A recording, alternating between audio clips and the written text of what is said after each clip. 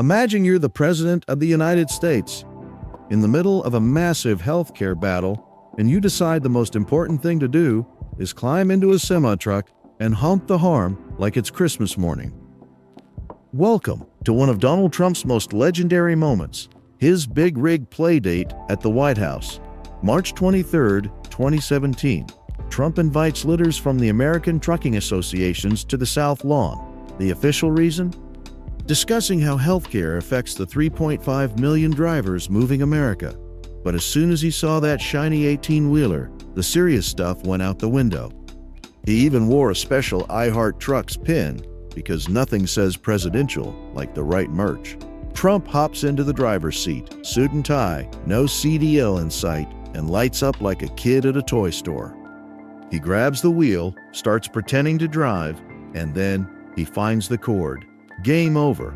He yanks it not once, not twice, but 6 times. Two! Pure joy. He was grinning ear to ear, acting like he was ready to haul a 53-footer cross-country right then and there.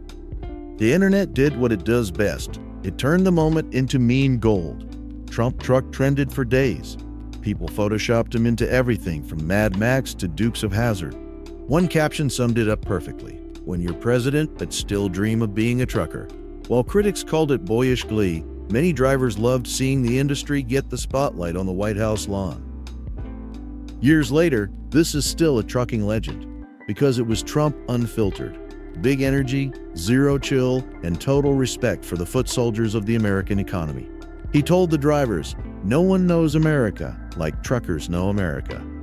For one shiny moment, the most powerful man in the world was just another super fan of the big rig. If this honk fest made you smile, hit that like button and subscribe for more wild stories from politics and the open road. Comment below, best truck horn story you've got? Or what should Trump drive next? A monster truck? Thanks for watching. Keep on trucking.